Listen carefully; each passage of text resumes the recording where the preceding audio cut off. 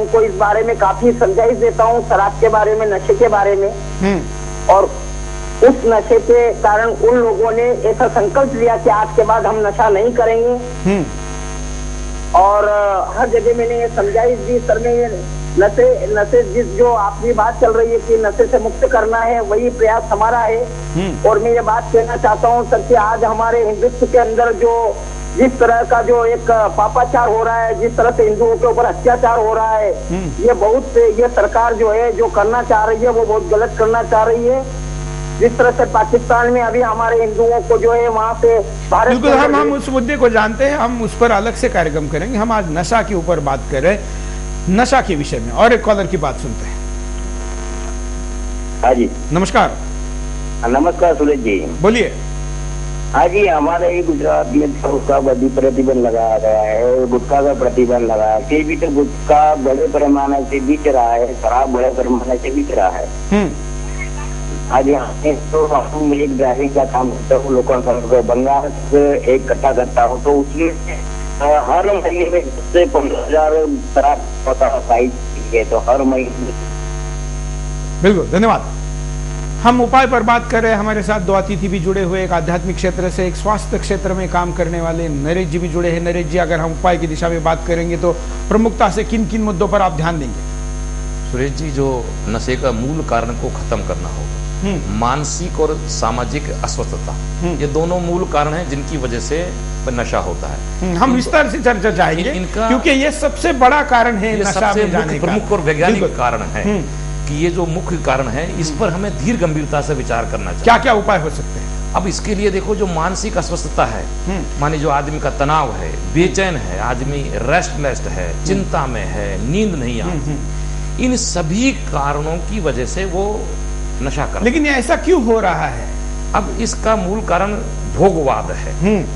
जो आज का व्यक्ति, जो पहला हमारा भारत का सिद्धांत था संतुष्टि, हम जिस भी हाल में हैं, जैसी भी अवस्था में हैं, जोन सी भी गाड़ी है, जैसा भी मकान है, हम उसी में तृप्त रहें, मस्त रहें, आनंद में रहें। लेकिन आज मनुष्य के अंदर अतृप्ति है, ज्यादा से ज्यादा पाने की। तो ये जो विदेशी कंपनियां हैं, इन्होंने भारत में भयंकर भोगवाद पैदा कर दिया। हर छोटे से छोटा 10 साल 12 साल के बच्चे में उसको इतने विचार पता लग गए हैं कि महंगे से महंगा मोबाइल, महंगे से महंगा जूता, महंगे से महंगे उसके खिलौने, तो वो बच्चे में भी इतनी। एक कहावत है मराठी में, मुझे हिंदी में शायद आप ज्यादा समझा पाएंगे।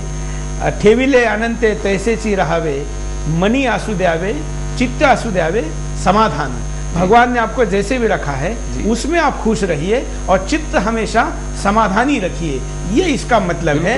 आज बहुत से लोगों के दुखों का कारण ये नहीं है कि उसके पास गाड़ी नहीं है, उसके दुख का कारण है कि पड़ोसी के पास गाड़ी है। आज वो इसलिए दुखी नहीं है कि उसके पास महंगा मोबाइल नहीं है, वो इसलिए दुखी है कि पड़ोसी के पास, मित्र के पास महंगा मोबाइल है। तो ये जो भावना है, ये तो आध्यात्मिक क्षेत्र ने कम करनी चाहिए। मैं दोबारा बार मैं खुद आध्यात्मिक व्यक्ति हूँ, स्पिरिचुअल व्यक्ति हूँ, भरोसा इस पर करता हूँ, ये बढ़ना चाहिए मानता हूँ। लेकिन महाराज जी, ये आपके क्षेत्र का फेलियर है।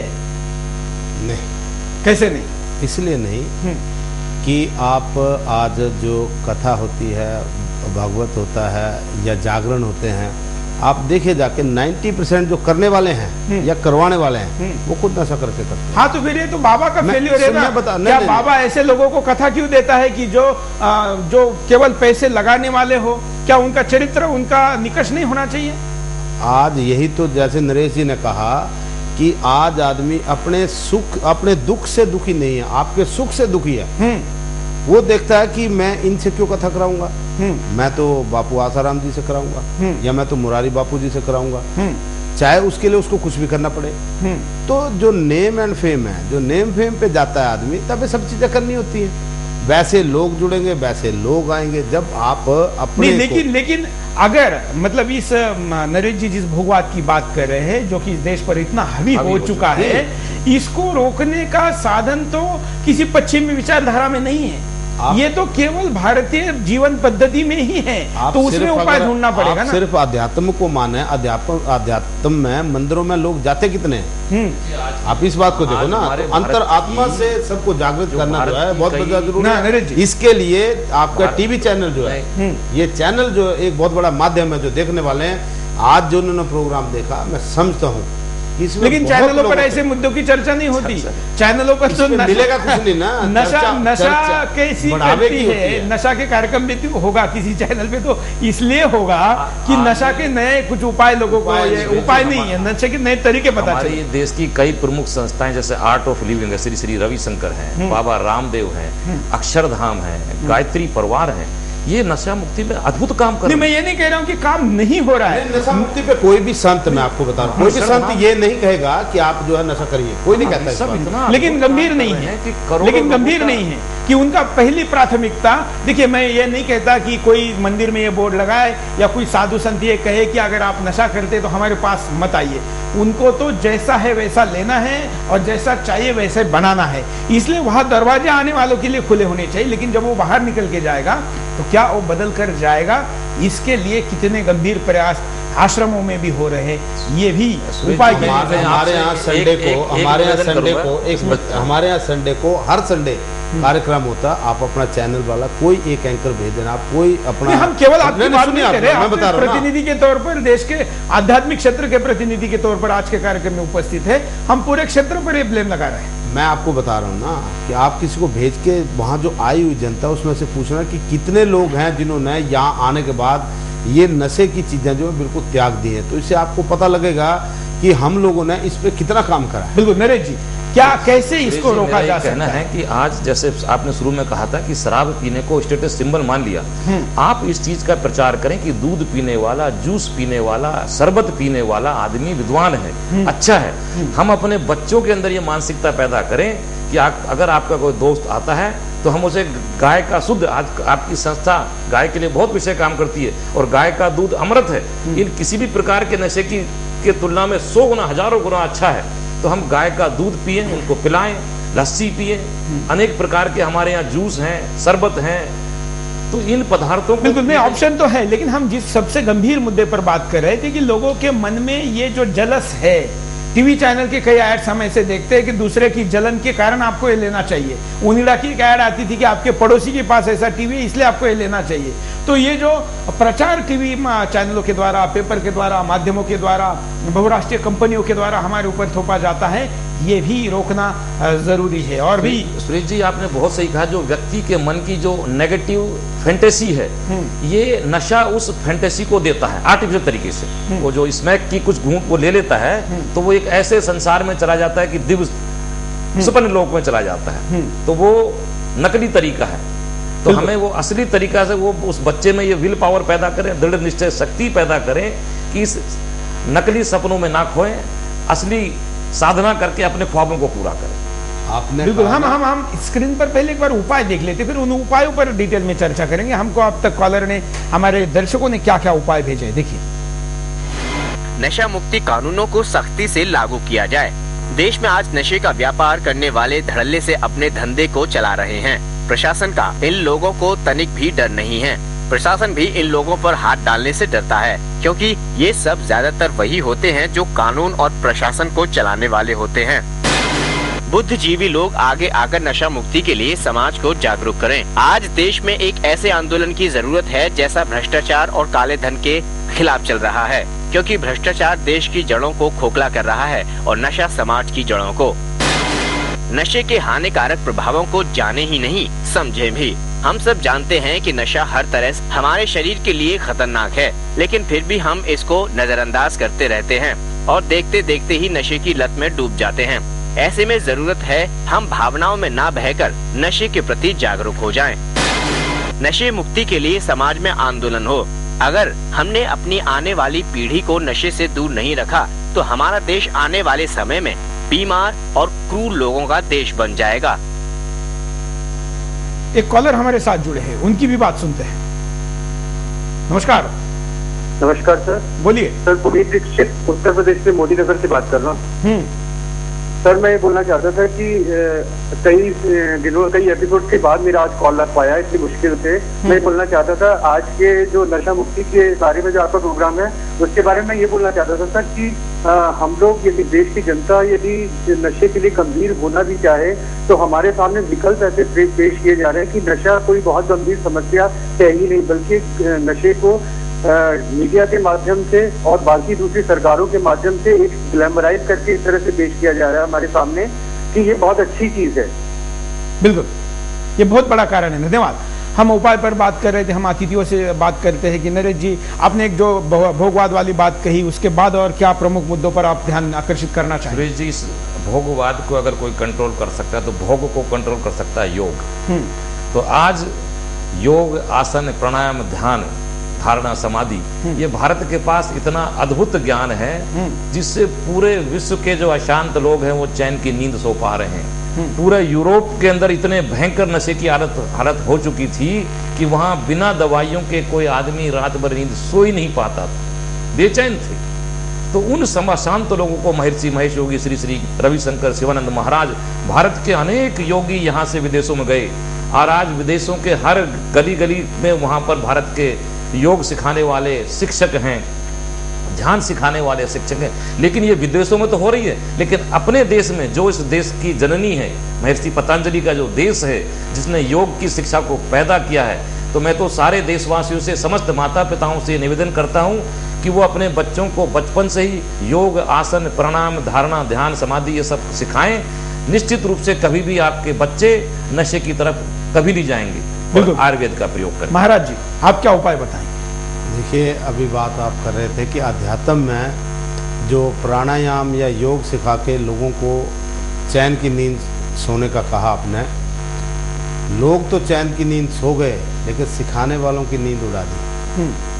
जो सिखा रहे थे उनकी नींद उड़ा दी। उनके यहाँ रोज इनकम टैक्स वाले, एक्साइज वाले सारे वहाँ जाके वहाँ पहुँचे हुए हैं, तो सिखाने वाले की नींद जो है वो उड़ गई। तो मेरा भाव यह कहने का कि अगर आज आप, जैसे एक कॉलर ने कहा कि टीवी के माध्यम से, टीवी पे कितनी अच्छी अच्छी ऐड बना के देते हैं कि बहुत सुंदर है, ये तो इसमें कुछ है ही नहीं। हमें सबको मिलके, जिसमें आप भी हैं, हम भी हैं, डॉक्टर साहब भी हैं और भी सारे हैं, सबको मिलके एक इकट्ठा होकर साझा कार्यक्रम करने की ज़रूरत है और इसको बार बार अपने टीवी पे इस पे और कार्यक्रम करने की ज़रूरत है ताकि सबको जागरूकता हो और ये देश बच सके। बिल्कुल। एक कॉलर हमारे साथ जुड़े हैं, हम उनकी भी बात सुनते हैं। नमस्कार। हाँ नमस्कार, सूर्य जी नमस्कार, मुंबई से बात कर रहा हूँ, दिलीप दवे। बोलिए। हाँ मैं बोल रहा हूँ कि ये जो बाबा जी बोल रहे, मैं इनकी बात से सहमत नहीं हूँ। तो इन्होंने कहा कि कोई साधु संत नहीं बोलेगा कि मतलब नशा करे, लेकिन ये ना भी नहीं बोलेगा ना नहीं बोलेगा तो मतलब नहीं ना। फिर जैसे बाबा रामदेव जी है, आर्ट ऑफ लिविंग, जैसे रविशंकर जी है, जैसे वैसे बहुत से कार्यक्रम चल रहे थे नशा मुक्ति के, तो ऐसा कार्यक्रम होने चाहिए। अभी जैसे गुजरात में सालों से ये वाइन नहीं मिलती और मतलब बहुत सी चीजें नहीं मिलती, तो उनकी सरकार की मतलब एक खासियत है ना। और जैसे मुंबई में है, मुंबई में आप मैं आपको बताता हूँ, जहांगीर ग्यालरी है फोर्थ एरिया में, वो मतलब बहुत से मेरा ऑफिस पहले वहीं पे था, तो मैं रास्ते में जाता था, देखता था कि लोग मतलब हाथों में इंजेक्शन घुसा रहे, तो देख के कैसा लग रहा था। लेकिन पुलिस भी वो कुछ करती नहीं उधर, मतलब वो बहुत किस्म की बात है। बिल्कुल, मतलब ये सख्त कानून होना चाहिए। आपका कहने का मतलब है कि जो भी इस विषय पर काम करना चाहता है वो ज्यादा काम करे और उस पर सख्त रहे। वो आध्यात्मिक गुरु हो, वो सामाजिक कार्यकर्ता हो, वो राजकीय नेता हो, ये विषय सबके लिए। इसलिए हम आपके सामने अब ऐसे मुद्दे लेकर आ रहे हैं जो कि राष्ट्रीय समस्या के तौर पर देश जाग उठा है, तो इन मुद्दों पर भी ध्यान दें। जितना भ्रष्टाचार रोकना जरूरी है, उतना ही व्यक्तिगत जीवन में ये भी हमारा भ्रष्टाचार है। अगर हम इसको नहीं रोकेंगे तो हम राष्ट्रीय भ्रष्टाचार को रोकने की बात करने की बेईमानी करें, ऐसा ही हम कहेंगे। जैसे मैंने शुरू में कहा था कि किसी अशक्त समाज का राष्ट्र सशक्त कैसे हो सकता है, किसी बीमार समाज का देश कैसे बलवान हो सकता है। अगर हमको इस राष्ट्र को बलवान करना है, दुनिया में विश्वगुरु के पद पर बिठाना है, तो यहाँ के हर व्यक्ति को सशक्त, स्वस्थ, मजबूत करना होगा, उसको संस्कार करने होंगे। और ये सब कुछ करने के लिए उसको वो नशा जो कि उसके ब्रेन के कंट्रोल को निकाल लेता है, उससे दूर करना होगा। नशा केवल शराब पीने तक की नहीं है, केवल तंबाकू खाने तक की नहीं, 1000 से ज्यादा तरीके हैं। लेकिन एक सबसे बड़ी नशा जिसका जिक्र नरेश जी ने किया और जिसका भारत अब सबसे बड़ा अगर बीमारी कोई है तो वो है भोगवाद की। ये भोगवाद, जो मुझे नहीं मिल सकता वो भी मुझे चाहिए, जो मैं कमा नहीं सकता उसके बावजूद मुझे चाहिए, ये वाली भावना जब तक हम दूर नहीं करेंगे, हम जितना कमाते हैं हमें भगवान ने जो ताकत दी है और उसके द्वारा विधायक तरीके से हम जितना भी कर सकते हैं, उससे मिलने वाली आय, उससे मिलने वाले संसाधन यही मेरे लिए हैं और उस पर ही मेरा हक है, यह सोचकर हम लालच और उसके लिए क्राइम या उसके लिए अस्वस्थ होकर नशा ना करें, तो शायद हमारा व्यक्तिगत जीवन भी सुख शांतिमय होगा और सामाजिक जीवन भी सुख शांतिमय होगा। जो देश इस देश को सक्षम सशक्त राष्ट्र नहीं देखना चाहते, ऐसे कई देश इस देश में ऐसी नशाओं को भेज रहे हैं, उनका प्रचार कर रहे हैं। इंटरनेट पर हजारों लाखों ऐसी साइटें हैं जो आपको रोज एक नया नशा का तरीका दिखाती है। उन नशा की चीजें कहाँ से मिलती हैं ये बताती है। सरकार भी अपने प्राथमिक लक्ष्य में नशा मुक्ति को नहीं रखती, इसलिए इनको रोकने वाला कोई नहीं है। और एक दूसरी जो बात, जो निगेटिव फंटासी आज लोगों के मन में है और जो लत नशा से भी ज्यादा बुरी लोगों में लग रही है, कुछ एड्स आप दिमाग के सामने लाइए। डिओ जो कि शरीर से निकलने वाले पसीने के कारण आने वाली गंदगी, बदबू का आजकल बड़ा मार्केट बना हुआ है और अगर कोई लड़का अच्छा स्प्रे मार के बाहर निकलता है तो लड़कियां उसके पीछे दौड़कर उसको दबोच लेती है। ये वाली जो ऐड है, इस कारण इस स्प्रे मार्केट को कई लाख गुना का ग्रोथ मिला है। क्या ये भी इस देश के युवाओं को नशा में ढकेलना नहीं है? क्या केवल मुंह से या इंजेक्शन से शरीर में ढकेली जाने वाली दवा ही लत या नशा है? नहीं, ये भी नशा लगाई जा रही है। ऐसे कई नशाओं के द्वारा जकड़ा हमारे इस देश का युवा अगर इनसे, इस चंगुल से बाहर नहीं आएगा, इस चक्रव्यूह से बाहर नहीं आएगा, तो इस राष्ट्र का सशक्त तरीके से निर्माण नहीं कर पाएगा। इसलिए सबसे पहली शुरुआत माँ बाप से होती है। अगर माँ बाप अपने बच्चों को अपने घर में रोके, वो उसके दिमाग में जिस भी कारण से लत, हमने जो भी कारण गिना उनमें से जिस भी कारण से नशा करने का मोह या मजबूरी हो रही है, उसको सख्ती से रोके। बड़ा भाई इसको रोकने के लिए काम करे, उसके मित्र काम करें, उसके शिक्षक काम करें, उसके आध्यात्मिक गुरु काम करें और सरकार भी इसके लिए सख्ती से कानून बनाए, तो ही ये हो सकता है। लेकिन उसके पहले हमें इसके लिए गंभीर होना पड़ेगा, जो अब हम नहीं दिख रहे, और इसलिए 1 घंटे की ये चर्चा आपके सामने रखी है। हम आशा करते हैं कि कार्यक्रम भले यहाँ पर खत्म हुआ हो, लेकिन ये मुद्दा, ये चर्चा खत्म नहीं होगी। आप भले कहीं अंत्यविधि पर जाइए, आप भले कहीं शादी में जाइए, आप किसी पार्टी में जाइए, कार्यक्रम में जाइए, वहां पर इस मुद्दे पर जरूर चर्चा करिए। अगले कुछ दिनों तक नशा मुक्ति का विषय अगर आप समाज में फैलाएंगे तो इस कार्यक्रम का तब जाके कहीं सही मायने में यश है, ऐसा हम मानेंगे। हमारे साथ दोनों अतिथि जुड़े रहे, मैं आप दोनों का आभारी हूँ कि आपने समय निकाला। साथ में आप भी करोड़ों की संख्या में इस कार्यक्रम को देखने वाले सारे दर्शकों का मैं आभार व्यक्त करता हूँ। आप बिंदास में क्या हो विषय, यह हमें लिखकर भेज सकते हैं। इसके लिए हमारा पता है बिंदास बोल, सुदर्शन न्यूज, A88 सेक्टर 4, हमारा पिन कोड है 201301 नोएडा उत्तर प्रदेश। हमारा ईमेल आईडी है bindasbol@sudarshan tv.com। आज के लिए इतना है। जय हिंद।